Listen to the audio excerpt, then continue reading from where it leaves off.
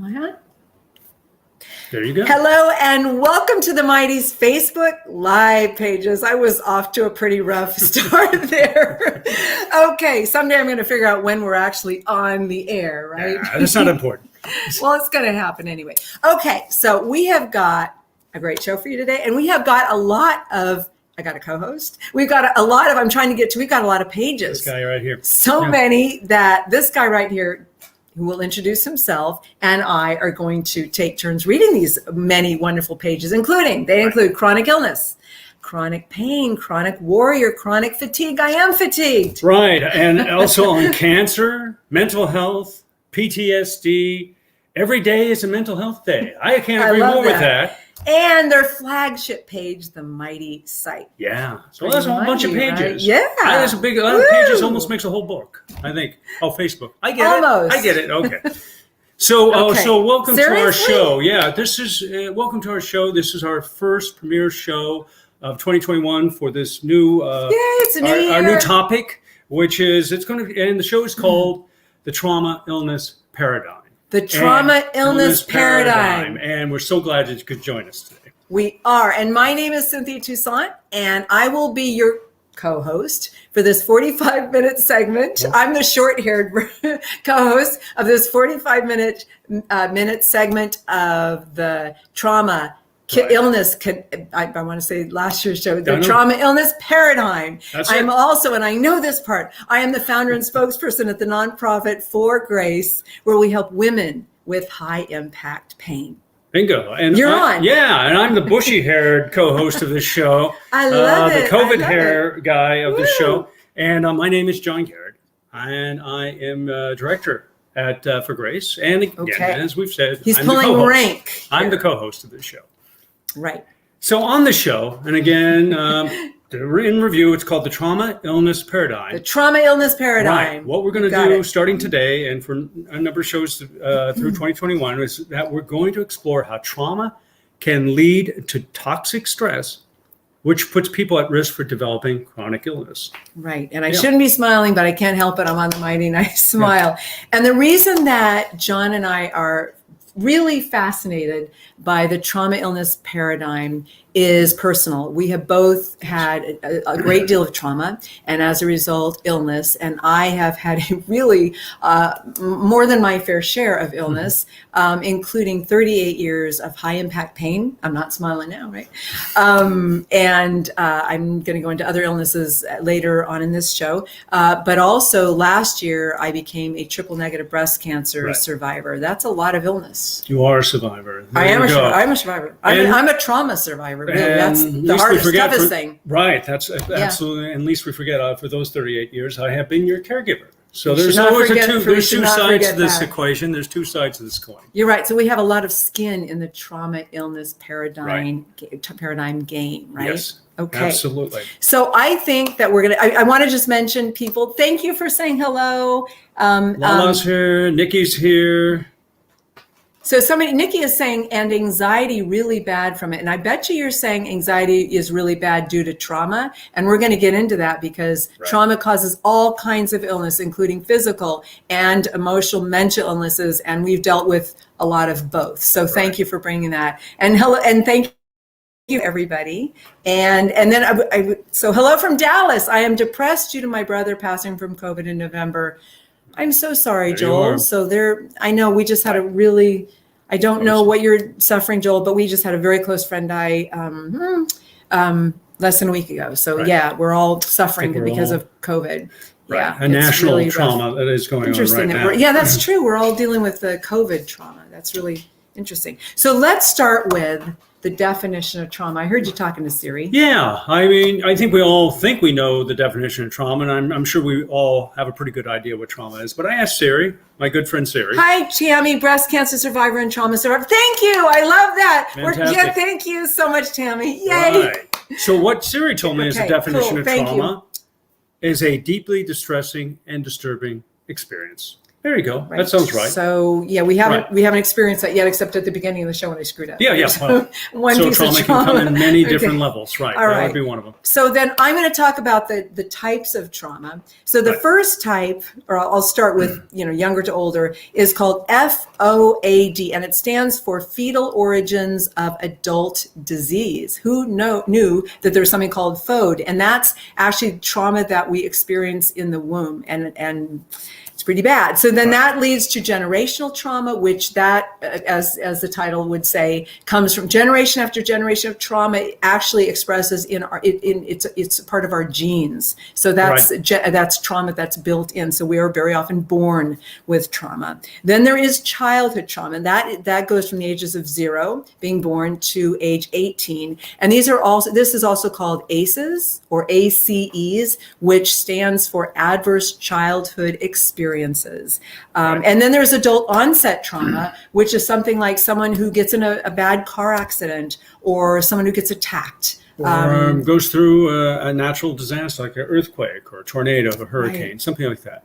Right. Yeah. So those are the kinds of trauma. There are a lot of different kinds of trauma. Yeah, kind of the whole spectrum of traumas going on now. Hi, everybody. Right, as we mentioned earlier, again, what we're proposing here is that trauma, early trauma, or a form of trauma, if it's prolonged enough and deep enough, can maybe later on in your life produce chronic illness, and that's what we're proposing here. And so I'm going to just go over a very basic idea how trauma puts one at a high risk of chronic illness. And so what happens with trauma, again, which is a deeply distressing and disturbing experience, and especially if it goes on for a prolonged period, it sets off a cascade of genetic, biological, and physiological responses in the body and mind. And so what typically happens, again, with trauma is that it produces something called a chronic arousal.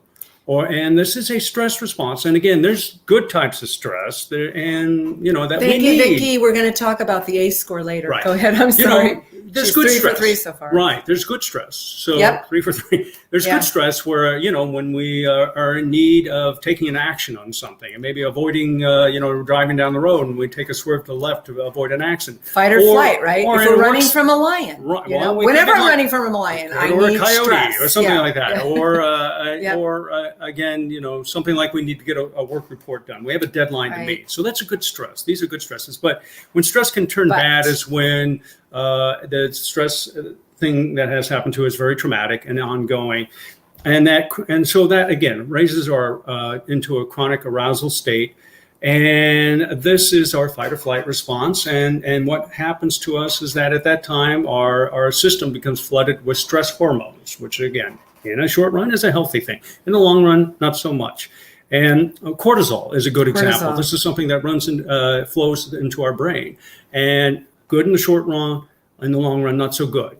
And so these stress hormones start working on the and there are a lot of them we can't pronounce. Many of them. Unbelievable. We're reading about. I would like to go on and on. I can't pronounce half of them, but these flood the body, and this impacts our central nervous system. And and part of our central nervous system is our autonomic system, which is something unconsciously runs our body. And this is what falls under the autonomic nervous system is the sympathetic nervous system and the parasympathetic nervous system. Got it. We want to keep these things in balance, but again, with chronic stress, the sympathetic nervous system, which is the heightened arousal part, stays locked in a kind of constant alarm state. So again, we have chronic arousal, chronic stress, toxic stress. This leads to chronic inflammation because of these stress hormones that are running through our bodies. And this is what then leads over a prolonged period of time, or may lead to over a prolonged period of time. You're at high risk for, let's put it that way. Chronic illness, yes. Right. And chronic illness like cancer, like heart disease, like stroke, diabetes, like autoimmune chronic disorders. pain diseases. Right. Yes. Like basically pretty much everything. Right. Lupus. Diabetes, all of them. So that's the basic early death premise of it. And so we, after a period of time, this response becomes kind of baked in, hardwired into us. And it's hard to reverse that. But later on, we'll talk about how Because that you process can be reverse reversed. it. That That's the paradigm good can be news. reversed. And Tamara, you have a really long comment here, and it's very interesting to me. Community trauma with COVID-19 and the political experience in the United States. I think we have a very large occurrence of trauma for many, many of us. I'm interested in national healing, global healing. I believe there will be many studies from this. I'm a health coach, and I've been working hard personally and wrote a book journal to support healing from trauma. I come from multiple generations of illness. I believed caused by trauma, years of chronic illness in my family tree. Thank you so much, because you nailed it. That's exactly what's going on. Right. Yes. Okay. So I love what you just said. Thank you. And I did interrupt. I apologize. That's There's just so many great comments and people coming in. And let me just make I just want to put a little disclaimer. We're not saying that all chronic illness is due to this. I was about to say that. All chronic pain is due to this.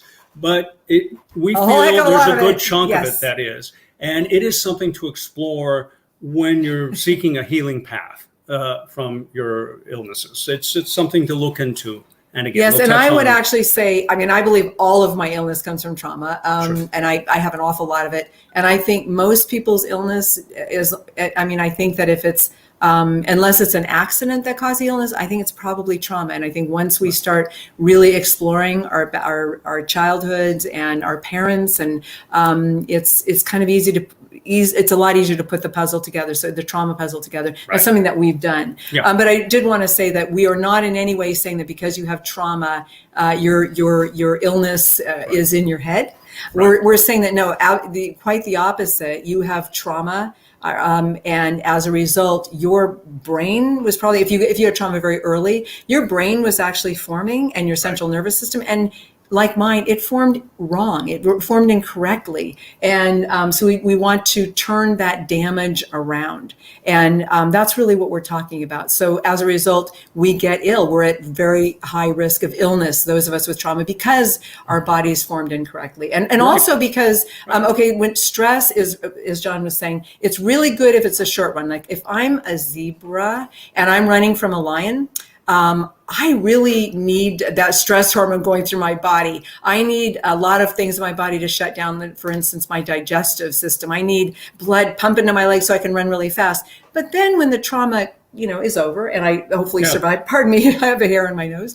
Yay, I'm here. But then once the trauma is over, or the emergency is over, that's when that stress response comes down. But we who live with constant, toxic stress, our stress response is going either staying up. So it's always higher than a healthy person or somebody without trauma. I should say not a healthy person, but it's somebody without trauma. But then it's higher, and then it's going up, the stress response, and then down and up and down. And that is, I almost can't think of anything more damaging to the body, because when the stress response is going up, you're getting damaged, and then when it comes down, you're actually, a lot of the damage is more severe when you're in the recovery phase of that stress response. And you're going up and down and up and down and up. You're just at very high risk for getting ill. So thank you for letting me say that. Even though it's going up and down, your kind of baseline stress response is elevated overall for that long period of time, where it should be just here, would be healthy and balanced. It's up here. So it's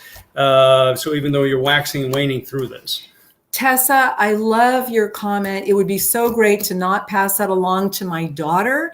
Relate to my scotoma different. I'm not able to understand what scotoma means differently. I'm sorry. But yes, this is about breaking the cycle. And so you don't have to pass it down. And if you do, you can work with an educated doctor who understands trauma, and you can actually reverse it. And we're talking about that later. So thank you so much, Tessa, for being on this and for looking out for your daughter, because in my family it just goes generation after generation. I broke the cycle, but I was too ill to have children. So we need to keep breaking the cycle. So that's exactly what we're doing here. Okay. Yay. So part of our show, and part of this first show, is not to just, lay down the foundation of what trauma is and how that can lead to chronic illness, but to share, as Cynthia touched on earlier, is that we've had our own trauma in our lives that has led to various forms of illness. And I just want to say, Nikki, I really appreciate your comment. Where did that comment go from, Nikki? If I get any kind of, thank you, camera. If I get any kind of stress, I get really sick and I can't even help it. I know, Nikki. Thank you. We're going to be talking about that later as well. So So Okay, again, thank what you, we want to Nikki. do is share our own experiences, to give you an idea of what we're talking about here. Also, obviously, you're encouraged to share your own experiences. And Hello from Scotland. I'm but, sorry that I didn't expect such a beautiful welcome. There we go from Bonnie, Oh, Scotland. 10 years Scotland. Misdiagnosed with ME, CFS, then last 10 mixture of treatments and medicine made a difference, still huge way off, which can be very frustrating, loving your calming chat. Ooh, I love that trauma can be calming because I think learning this is so exciting and I think it is calming. I think it is calming. I'm feeling very calm right now, but anyway. So, Tessa, I have to say, she says, I'm a yoga teacher and I came to it to move through my trauma. Boom. Fabulous. Movement therapy is extremely important for trauma release. So anyway, Cynthia, why don't you lead off and talk about your trauma illness? So how much time do we have? We've got another hour and a half. No, we've got, just go. Okay, so my trauma experience actually began at conception. My mother was in a really horrible place. She was being abused physically and emotionally. So I was feeling the vibe there, and also probably getting, frankly, kicked a lot. So that's hard to say. Okay, so then both of my parents had a lot of trauma. So I have all kinds of generational trauma. My father came from a family with a lot of alcoholism, mental illness, denial, just abuse, hiding the truth. It kind of goes on and on. And then there's a word I'm looking for, but I can't leave it. Okay, so then my mother came from an equal amount of trauma. She had a very abusive mother. She had her wonderful father put into an insane asylum because after the horrible divorce, and it was too shameful to have a divorce. And then my mother watched that. Then my grandmother had her kidnapped. Her grandmother chased her around with a knife and tried to kill her. You got to write this down somewhere. I know. But it just kind of goes on. And then her only sister died. She was always trying to fix everything, and she died from leukemia. Oh, I loved her.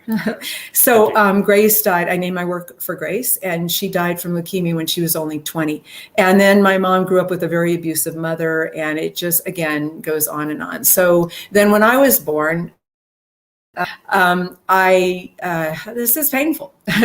So I was born into a family where there was just so much tension, and there was a physical and emotional, a lot of that abuse, and there was never any money. There was always that stress. There was a lot of unhappiness and anger, and then there was did I mention the divorce? A very bad divorce. I felt I neglected. I felt unsafe. Right. And then talk about feeling less safe. My father then jumped off of a bridge. He was mentally ill, very mentally ill. He committed suicide. And so then I decided at age 7 that I had to save the entire family. And that's just what I put on myself. I now realize that my family actually made that decision, that I was the fixer. Right. So I find that really interesting. As I learn more about trauma, the family decides who's the functional one here, who can do it. Who's the golden shot? Did somebody? Right. No, just go ahead. Okay, Please so as a result, then I got actually starved by my grandmother when I was 12, and as a result, I became anorexic. And I remember and I almost died from it. I was put into the hospital. Luckily, right. I got well very quickly. But I remember thinking to myself, if I start, do you want to read something? No, just keep going. Okay, I thought if I start disappearing, maybe they'll help me. Right. And so, I mean, this is what was going through my conscious mind. Right. Who knows what was going through my unconscious mind? And then I got an anxiety disorder, a very serious one, when I was 18, and I smoked pot, and it kicked off an anxiety disorder. Hey, we all with chronic pain have anxiety. There's a real connection there. And then my life was really great for several years. It was. That's when I came in on the scene. You did. Maybe I helped out a little bit for a little bit of time there. Yeah.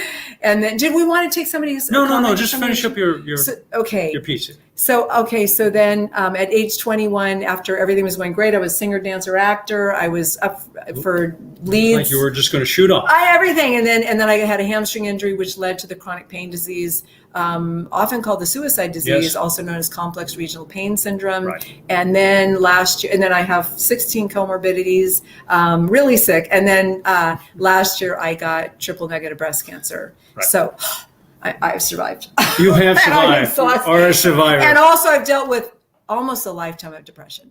So anxiety, depression, OCD, poor John has to deal with Right. that. So yeah, there you go. Thank you. And that's quite a story, and you're sticking to it. I just wanted to point out Dory's response. Dory. Yeah, right there. So do you want to read it? Yeah, no, go ahead. Okay, so Dory says, I've worked hard to remove toxic stress from my life, but legally linked to people I can't get away from. Wow. Okay, re-traumatize is huge. Re-traumatize over and over while asking for help that never comes. Feel like the animal ready to chew its foot off. Wow, to get out of the trap. Right. Whoa. Okay. I'm so I've heard sorry, that Dory, before. but I've Yeah. heard exactly that expression. I'm going through some therapy now, and my doctor has said, you've literally cut off your foot to get out of the trap. You've jumped out of a sinking ship. I did get away from it, but it took cancer for me to finally realize that the continued trauma from very toxic family members were making me really, really sick. And actually, when I got cancer, I was told by genetic experts, you're going to be BRCA positive. And I'm thinking, no, I'm going to be negative. I'm used to bad news with when it comes to health. Yeah. And then I was tested for including BRCA, over 100 genes. I was negative for all of them. And so when the genetic counselor gave me that good news, she said, but that being said, I cannot explain triple negative breast cancer. So that's when I went to my pain doctor, and he said one word: trauma. He said, he knows me really well, and he's known me for about 20 years. And he said, it was a trauma of trying to fix your family your entire life that gave you cancer. And he said, pain probably had something to do with it, the inflammation, but it was really the trauma of trying to fix your family. Right. And that changed me. And I said to you, I'll see them one more time, and they have to look at me knowing I'm about to fight for my life and abuse me. And they obliged. They did much more than that, and we left and never went back. And you know what? I left over a year ago now, and it's the only year that I have not lived with depression. Right. So I will say to the person who I'm not remembering your name, but Dory, if you can get away from these people who are making you sick, please, please do get any kind of help that you can get to remove yourself from the people or person or people who are making you. You're saying people that you can't get away from. I'm hoping that there's a way, and I'm going to hold that hope for you. And I'll keep you in my prayers. Number of great comments here, Tessa. Oh, you guys are so incredible. Tessa says anxiety is a beast, ebb and flow. Yeah. And FYI, one of my nicknames growing up was Stressa. Wow. Yeah, very good, Stressa. I'm sorry to Very smile, nice. but that's so interesting. And Laura shares, I am also a compulsive fixer with a very similar story to you, Cynthia. Then I realized I needed to fix myself. Right. Oh, I love that. To fix myself. Let's work on ourselves. Yeah. Right. Let's make ourselves well. Right very on, well right on said, the money, Laura. Absolutely. That's really great. Oh, tremendous So you guys have already so many coming in. comments. We can't. Wow. Wow. I had trauma young with Kathy says, had trauma young with loss of my brother and being raped. Thank you for being so honest, Kathy. I continued to have issues when I married an abuser. This is very common. Sure. Now being away from the abuse, my pain is better. But around the date of brother's death, the pain gets worse again. And you know what? That's normal, Kathy. You're going to grieve. And I'm so happy that you got away from the abuse and your pain is better. That's a good story. And okay, we can go on and on and on from all over the Scotland, world. UK, Netherlands. This is amazing. Okay, so John, you tell your story. I guess it's my sharing. I got greetings from the Netherlands. Hi, I know I'll butcher your name. So. Yeah. Okay. Netherlands, So good beautiful to see country, all of you. beautiful Wow. country, Netherlands. So I got my. It's not necessarily as traumatic or dramatic. It's as pretty Cynthia, traumatic, but it's, actually. It's. I think it's above average. How about that? This isn't a average. competition. No, it's not a competition, not at all. But so I also come from. I come from a family of generational trauma. My dad, my father, grew up very poor. He was a son of a sharecropper in the eastern part of Oklahoma during the Dust Bowl days. So they were very poor, scraping by, that type of thing. And I think we can all understand that economic scarcity can produce a lot of trauma. Yes. And so Dad, grew up in that. Also, he had a older sister. Die away and pass away suddenly in the family. We didn't hear much about her. That was again a lot of hiding. Yeah, my dad. There was shame. Bits and pieces of information, but we do know that, and there was mental illness too, but we never really heard too much about that either. That would have caused some upset, obviously, in the family. On my mother's side, Another great person. All these people are wonderful people. Right. My mother and generational father, trauma. good people, but they, good people get hit hard with trauma. My mom was from an older style type of Italian family. Now, I'm not saying all Italian families are like this. Boy, did she know how to make gnocchis. They were immigrants from the old country, that type of thing. And with that came with their own set of biases and prejudices. Yeah. And my grandfather, in particular on my mother's side, was just a renowned racist. So, and he didn't pull punches, that type of thing. So I think my mom was exposed to a lot of that. Also, again, her older sister by a few years, when she was young, passed away suddenly. And again, an early death in the family is traumatic enough, but my mom unfortunately heard her mother say, she heard her mother say, right, and right. Cynthia, yeah, the I just want to make sure you get my it mom right. shared a lot of stuff with her. Yes. Is that she overheard her mother say she had wished the one that died had been Betty, which is my mother. So Mom heard that information. Yeah. That has to be very, very hard to process and to deal with. So, but anyway, but the overarching thing is that both Mom and Dad had some trauma, and they're good people. We didn't talk about. My parents are good people too. Stuff in our, talk in our family was next to none when it came to troubles.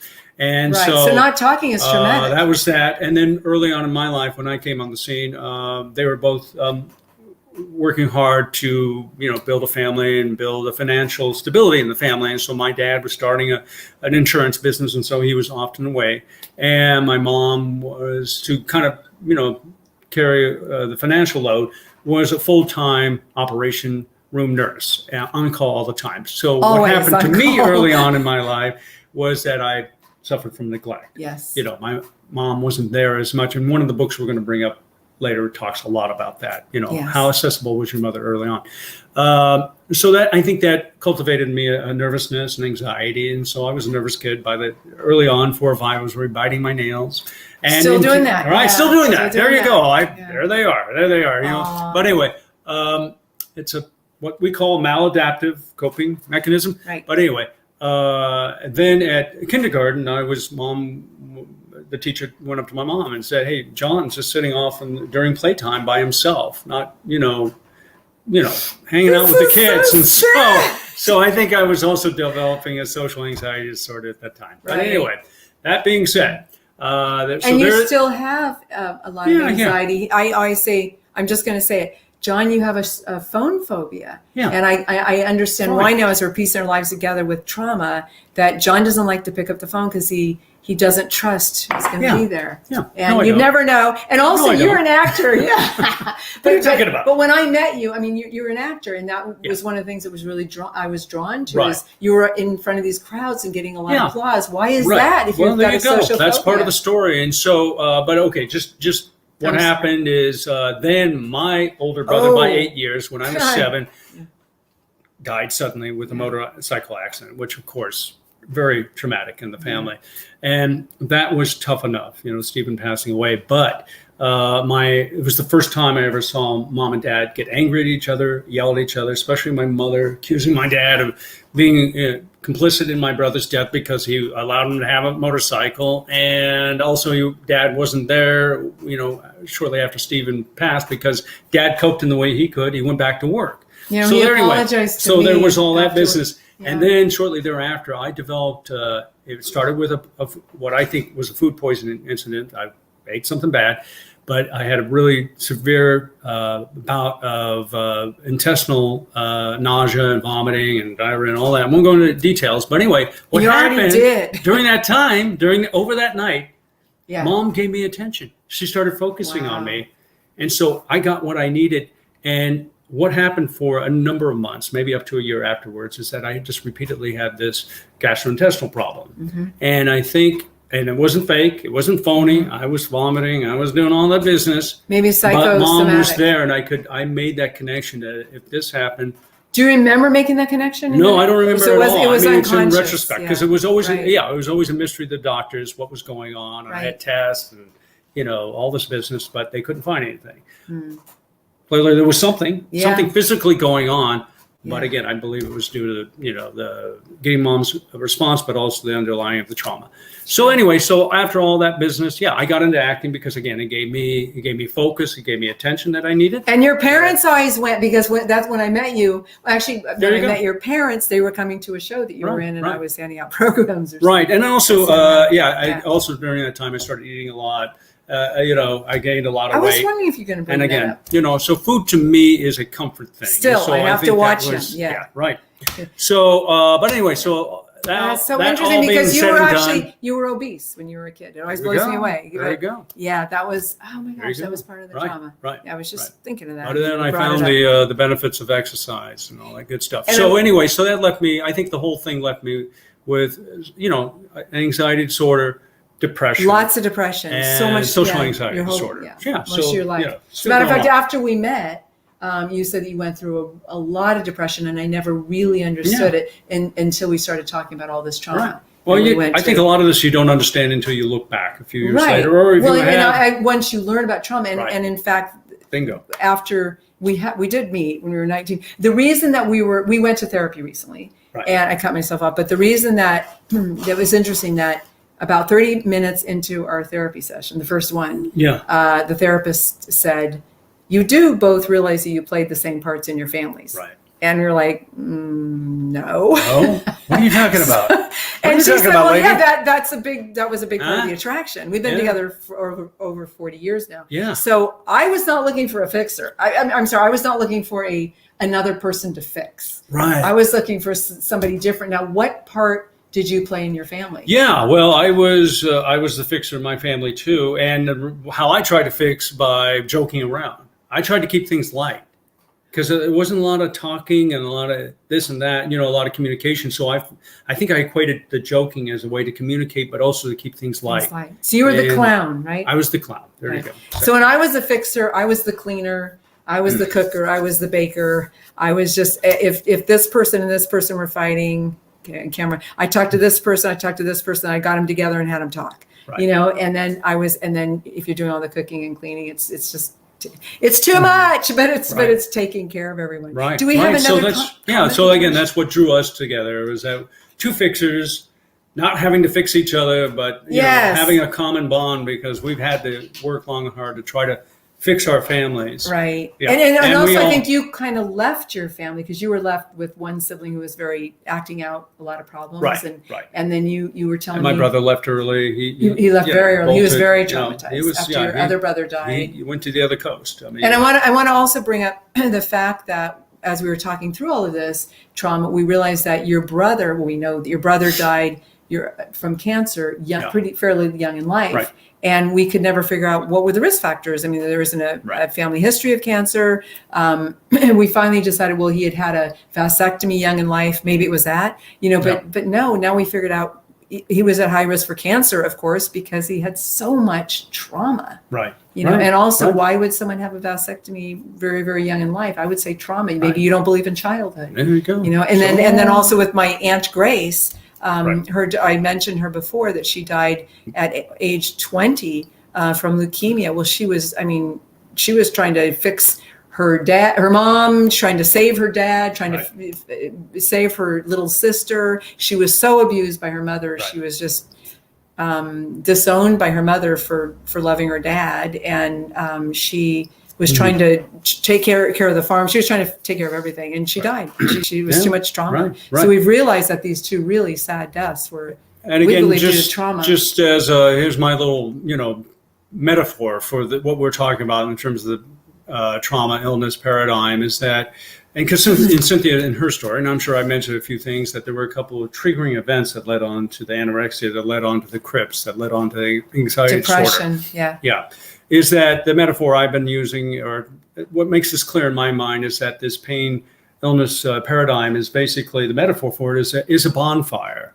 And we all know what a bonfire is. Not to be dramatic. But it is. And so you have a big pile of wood to start to have a bonfire, right? And that is the trauma. Right. That is the ongoing trauma. Then you need to add gasoline to the wood, so it'll light, and that is the toxic stress that, again, the body produces in response to the stress, on heightened stress. Then you need a match, a lit match to get this thing going. There's always a match. And right? again, when Cynthia mentioned her anxiety disorder, maybe that's because she was starved by her grandmother. And then with the anxiety disorder, there was the pot. You meant the anorexia. And I'm sorry. And then you with can't the keep Crips, the diseases straight. with the Crips, it took that hamstring injury to happen. Right. But anyway, yeah, exactly. it had to take some witch's brew. So when you light that match, you light that bonfire, you get a big flame. And that, of course, is the chronic illness. So I like Take that. it, leave it's, it. It's sort of fine. like the perfect storm. I mean, different metaphors there, but the bonfire is the perfect storm in a way. Right. And Tessa shares right here. My family has suffered incredible loss in the last 5 years. I am trying to help my daughter unpack the loss of her baby sister 4 years ago, her niece 2 years ago, and last year her Nana and Papa, who lived nearby. Grief is a mountain, but death is a part of life. How can I stop the trauma? Right. We're going to talk about that. I know we keep saying that, but we're going to talk about that. So thank you, Tessa. So much loss. I'm so sorry to hear about all that loss. And you're the fixer. So, wow. I guess you have to, you kind of have to a point, let go of being the fixer, but I get it. You're always trying to help, Right. So, That's okay. what a good mother would do. So let's get on to this so we can get to what we can do to change things. Again, what we're not saying we're experts in this. We're just talking about our We're trying to experience, learn and we're from trying to lay everybody. this out there and hopefully, create more dialogue and discussion about it and more awareness of it, because we do truly feel that this is the underpinnings of a lot I don't of chronic feel like illness this that is goes the on. a piece of my illness puzzle. This is the puzzle. This is it. We figured it out. Right. I also wanted to share, just before you go go on with the books, I want to share, speaking of books, I keep hearing a quote from a book, and the quote is, "The firstborn daughter often carries what remains unresolved in the mother." I am the firstborn daughter. I believe that's true. And I've brought this up to a number of women who suffer illness and who suffered trauma. And they've all said, I'm the firstborn daughter. I just think that's really, really interesting. So that's something to think about as well. If you're the firstborn daughter, you're probably more likely to deal with illness as a result of trauma. Right. Okay, your turn. Oh, my turn. Yeah. Okay. Well, like you said, we're not experts. We don't play them on TV. We're not doctors. We just play them on the We don't play mighty. them on TV. We don't. Anyway.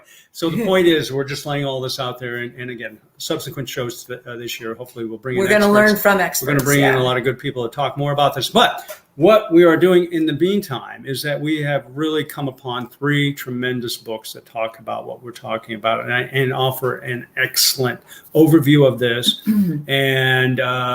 And they have been kind of our Bibles over the last few months in this discovery. Even though a number of years ago, we obviously came upon a lot of this understanding. About 8 years ago. These 3 books, we really do. And we're not getting anything from this. We don't know the authors. We don't get anything from these. But we don't know the believe in these authors. We books. don't know the publishers. But these are really fine books, and we recommend if you can get them. If you have to get them through your library, do so. Yeah. So okay, so the first book is The Deepest Well, and it's by Dr. Nadine Burke Harris. And this is all about ACEs, as we mentioned, adverse childhood events or experiences. It used to be events. I love this book. It was like my life story in this book. And part of what I loved is that Dr. Harris, she has suffered generational trauma and ACEs.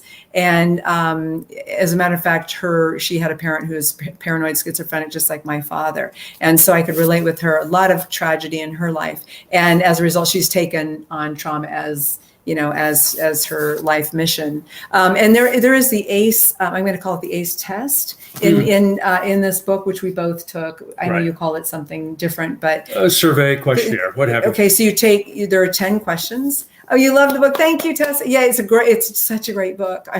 And out of 10, were you abused in this way? Did you feel unsafe? Different things that are really horrible, traumatic when you're children. Out of 10, I scored 8 out of 10, which is just off the charts. And you scored? I scored 4 out of 10. Which is high, Which is high. I mean, that's kind of the breakout point. I've been in my research find 4 and above, really, you're at an elevated risk in terms of trauma output and developing chronic illness. And unfortunately, as you get higher up on the list, you also have the risk of having a shorter life. Right. So there you go. Well, that's and look how much illness I've had compared to you. I'm an 8 out of 10 and you're a 4 out of 10. Yeah. So that's probably the difference. Yeah. Right. But Hair's really, done great. really important work and Yeah. really important book, and Yeah. with a happy ending, lots of hope. Right. Hopeful ending. The one I have plunged into here, I hope we can I'm all see it, next for is this The book. Body Keeps the Score. There we go. I'm going to read it off the screen here. Brain, Mind, and Body in the Healing of Trauma. There you are. And this is by our good Dr. Bessel Vanderkolk, MD. I'm still working on the Kalk. K-O-L-K.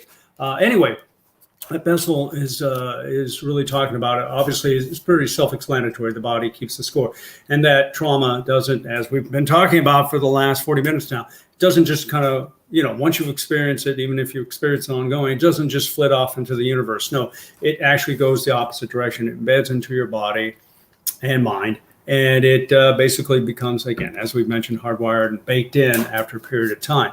And this, of course, can lead to a whole raft of chronic illness and dysfunction down the line. What I'm just Bessel curious. Go ahead. Brings up big time. What his big emphasis is on, is a number of chapters on, is early childhood experience, and especially in the first couple of years, and especially how mom. Well, how was mom there? You should be attached to mom. Was she there? That's normal. Was she cold? Was she aloof? Was she, preoccupied with trying to stay alive in an abusive situation? Things of this nature. So those first 2 years are critical, so that's his big focus. But again, great book. Can't recommend it enough. I can't wait to read it. You're reading a lot to me, but I can't wait to read it. So as soon as you're done. So I have a question. Sure. How well is this book selling? Are we this the only book, ones talking about trauma, or what? What's the deal okay. there? Well, I just looked this up a few days ago, and this book is currently number 12. Number 12 on Amazon, and he's not a former president. Not 1200, That's number 12. Not 12,000. Number 12. This book is selling off the racks. Amazon. So we're apparently not the first ones to talk about this or this book. But so I think it's my personal opinion, after COVID subsides, and that will be some time, that trauma will become a big item on the public health. It's going to be it. Yeah. And Tessa, I like what you're saying here. I'm almost afraid to read this. LOL. Kidding. Okay. I actually, in the deepest well, the author, Dr. Harris, she says, why is this not out more? Why is it taking so much time? And she said, I'm sorry, but this is scary shit. She didn't say that way, but I'm thinking to myself, because this is really scary shit. And so that's what she's saying. So know that it's normal to be afraid to read this. But what I'm reading right now is really scary. I guess ultimately freeing. So my next book is Why Zebras Don't Get Ulcers. I feel like I'm going to be a doctor when I'm done with this. Yes, because I understand so much. I think of this often. Why zebras don't get ulcers? Well, I know why you have to read it. Yes, and I'm about to read the part about cancer and stress, and stress is never good, and cancer recurrence and stress. And then the next chapter is pain and stress. I just cannot recommend Why Zebras Don't Get Ulcers more. These are such incredible books, and sort of the subtitle is The Guide to Stress-Related Diseases and Coping. Yeah. So again, there's hope. Right? There's hope. So we should get to the hope. Okay, we're going to get on to the hope. We are going to talk about that. But all these books not only give a great foundation overview of what we're talking about, but they all end with hope. They all have the whole back end of all these books talk about what you can do about your trauma, how you can get on the healing path after that. Right. There was a comment that I wanted to take. Dory says, I'm not suicidal, but at this point, the only way I can see to get away from being injured over and over is to die. So, Dory, there are other ways, and we know that we've all felt this before, but there are other ways. So let's move on to hope. Yeah. Okay. Yeah. So if trauma is caught early enough, a really educated doctor can work with the parent, if the parent's willing, or another caregiver to actually reverse the damage that's done in the developing brain as a result of trauma. Right. So that's what can happen if it happens early. Yeah, and that's one goal. Get to a doctor. Get to a doctor who understands trauma. A lot of things we're about to mention also is to lower that chronic arousal. Maybe we can't response. turn it around completely, but let's lower the chronic the toxic stress, and because we can always make our genes healthier. And that's what's so important to me. So I didn't start working on this till I was like 59. I just turned 60. Never too late. And it's not too late at all. And I'm actually working really hard on it. Better lifestyle choices. It's all about lifestyle choices. And I know I've talked so much about this since going through cancer treatment and taking really, really good care of myself and having me come first and my health come first. Right. And it really is finally, and I am so much healthier. I mean, so removing okay. So it's about sleep hygiene. I mean, that's when our body repairs. Right. You know, I get in bed 2 hours before my bedtime. Sometimes I am reading. I turn screens off, nothing that's going to stress me out. And an hour before bedtime, I don't even read. I actually meditate. I meditate every night, and I usually meditate during the day as well. Please get your sleep. It's just, we don't understand how important it is until we get really sick, but a lot of us are, but we don't realize that sleep can really make us more well. I'm totally different now that I sleep. Best medicine there is good sleep. There is. And then also, of course, eating a healthy diet. Yes. And we eat a plant-based diet, with lots of antioxidants, lots of berries, fruits, and nuts, berries, fish, fruits, salmon 3 times a week. Yeah, salmon, deep green vegetables. Right. It's so delicious. Very little processed food. Sometimes we have a celebration, like a birthday cake, but no fast food, nothing like that. I mean, we really eat well. Right. It's never tasted better, and we love to eat. Also, of course, exercise. We need to move every day. I mean, through 6 months of chemotherapy, I kept doing ballet, Pilates, Feldenkrais. I swam. I didn't miss one of my swims, and so and all the books talk about don't over exercise, because that's worse than not exercising. But you need to move every day, like for half an hour. It's so important. Absolutely, for 45 minutes, especially during this time of COVID, where the stress is really on us, and you need to get out and get into nature. Also, is another wonderful stress reduction tool. Well, and that's what I was just going to mention. Stress management. Thank you for that perfect segue. That's right. And my doctor, my integrative, wonderful doctor, has been saying to me for years, stress management and balance, and I've never really done it until now. I mean, I don't overwork. I stop, I mean, and that feels so good. I mentioned meditating every day. Somebody mentioned doing yoga to work through it. When I feel stressed, I want to get in that pool and swim it out. Right. That just feels really good. It's some kind of meditation. Right. And sustained deep breathing exexercises. Deep breathing is also another great stress reducer, because we're in a chronic stress situation. We're breathing in a very shallow way. Look up heart rate variability. You'll find out that is a real good tool to find out if you're finding the right zone of breathing. Also removing toxic people from our lives and toxic situations from our lives. Maybe we have a boss that's abusive, or a family member, friends, even friends. When I went through cancer treatment, any friend who was abusive, I had one friend who was abusive, and I said, hey, we need to be this way. And I got a really cruel thing back. And I just let go of them from Facebook. And it was for my health. So that's so important. Also, meaningful work. Right. That really gives us body and gives us, just a great reason. Gives us purpose. That gives us purpose was the word I was looking for. That's it. Purpose. Thank you. And pet therapy. There you go. Oxytocin. We've been doing. We've been learning about the if you're fortunate enough to have a partner in your life, to do a lot of holding, hugging, kissing, touching. These are things there are places I could go now. Oxytocin. Look up oxytocin. That is the love hormone, and that is the perfect antidote to a lot of these stress hormones that go out. Also, there's art therapy. Yes. Doing art. For me, it's painting, music therapy, drawing. Performance therapy, dance, theater, acting. The list is endless. And again, these books we are just touching on the tip of it.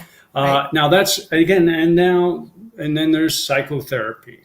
There's talking. And again, in my book, The Body Keeps the Score, it's emphasized over and over. More and more. You need to get out the trauma, move it out of yourself, because again, it's kind of harboring in there. That's the advice he gives, is to move it out, put it out there, to look at it, to examine it, to kind of give it its proper weight and space. I'm doing that. Yeah. Because I'm doing a therapy called EMDR. It's getting really big now, just like trauma is. EMDR stands for eye movement desensitization and reprocessing. And there's a lot of following hands. And what we're literally, my therapist is doing with me is she's retraining my brain, because I have all these ACEs. And as I mentioned, my brain formed incorrectly. And so it needs to be retrained so I can release the trauma. This is about trauma release. And now what's tricky about it is that we have to reach my inner child, the little girl in me, and my therapist describes her as my thumb, and then she's being covered up by all of that because she's really tricky. She knows how to hide from her trauma and not look at it because she had to survive. And if she looked at it, she would not have survived. So we have to get to her. She does not want to relive the trauma. But Right. with my therapist, we're slowly getting to her. I'm making friends with my inner child. And then I relive the trauma, which is extremely painful. As a matter of fact, my therapist tells me that reliving the trauma, there's a lot of crying, there's a lot of grieving, there's even rage. She says it's just as painful as taking the trauma in, but then ultimately I'm doing so much better. I'm feeling so much better. And you're doing this by Zoom now, right? I mean, typically you just do it in the same space, obviously, with the therapist or with the practitioner. literally retraining my brain. And I see it, like you were Right. saying, it's the trauma is further away from me, and Right. I'm looking at it more objectively. And things that you would try to get into my head, Right. like Cynthia, how can you not see it? It's so obvious. I couldn't see it because my brain part of it grew too much, part of it didn't grow enough. Right. The reason part didn't grow enough, right? And the Right, emotional yeah, part grew too much. Right, the emotional part was bigger, stronger than the frontal cortex, which is responsible for our reasoning, our judgment. So I couldn't reason. Now am I reasoning better? You're reasoning much better. So it works really fast. Look up neuroplasticity. Yes, it's exactly. never over until it's over type of So thing. that's Right. really exciting. There's so much hope. We can turn these trauma. Janet from New Zealand. New Zealand, we love New Zealand. We love you Kiwis. Hi from New Zealand. Art has been a great help for me. Takes me to another world and sure helps my pain. I love that. I have had an 11 level spinal fusion, which caused central sensitization, and also have fibro now. I'm sorry, and that's so typical to get fibro after having central sensitization, which is just like CRPS. I think all of us with chronic pain eventually get fibro at some level. And that's neuro, they're talking about trauma that leads to inflammation, that it can produce a lot of neuroinflammation, and that can set up in the central nervous system. But I think it helps just to live in New Zealand. Yeah, there you go. Then we can all live in New Zealand. Yeah, exactly. So if we could just everybody live in New Zealand, I think we're all Thank you, better. Janet. What a great last comment for us. Thank you. And thank you. Our first show. It looks like we need to wrap up. We're 2 minutes into Oh my this. gosh! So thank you so much, John, for being my co-host. Tremendous comments. Thank you, all of you, for your comments, and you're just so involved with the show, and we get to learn from each other. And I'm thrilled. I was going to say earlier, we don't really have time. I just want to say, Dory, hang in there. There's answers. I know you're strapped, and I know no one's there to touch, but there are ways to find you. Just hang in there. Keep going. She says, I'm genuinely happy for you, and I know you are, Dory, but some people are so financially strapped, they don't have the resources you have, all alone. No touch. Right. Can you get a pet? Can you touch a pet? Right. I mean, it just helps so much. Can you get, Kate is saying, I love coloring when stressed. Right. Something like do some art, find things that give you meaning. Volunteer for a nonprofit where you get to do something where you help somebody else and get outside of yourself, because it's the helping others. That's the meaning in your life that I promise you will make you better. And there's the idea of, I don't mean this in a joking or whatever way. Self-touch is also. I was going to say that. We don't give ourselves enough. We don't. I mean, I've learned actually ways to hug myself with EMDR. And that's not a joke. It's a good feeling, and you can give that yourself. Oxytocin. Right. So, we can give ourselves oxytocin. Yeah. Okay. So that's. but everybody, there is a positive side to this. I mean, in the book, The Deepest Well, the doctor talks about the fact that as a result of coming home to a very mentally ill parent, she learned to be very good in stressful situations, and that's why she's really good at being a doctor. And I feel like both of us got a lot of that. There is an education. There is the four-letter word, the gift. Right? There's a gift of trauma. We're going to go there. We're going to go there. Yeah. So anyway, but this is our first show. We got many shows to come this year. It's our first show, and we keep and come back, Dory. and everybody else, please come back. Tina. So to not be alone, Yep. to have a community. And Right. awesome, Tessa. Thank you. Stay safe and sane to you too. Yeah. Thank you, Stress camera. up. Thank Stress you. up. Thank you. Come on over, Jen. Oh, Okay. we'll come over again. We love Down you. under. We love every Kiwi we love. And we actually left an inn once and we were all crying, and including the dog, I think, was crying. And we'd been there for like 4 days. But I want to thank Camera Roland, our wonderful producer extraordinaire at the Mighty, for keeping the camera rolling and for letting it roll so much past our time. Yes. So yay, stress no more. Thank you. This is all great news. Until we see you guys next month with a wonderful and just really inspirational guest where we get to learn more together. Let's all be safe, as Tessa said. Let's be very, very well, and let's be mighty. Love you all so much. Stay safe. Love you. Stay safe. Thank you, Cameron. Love you so much.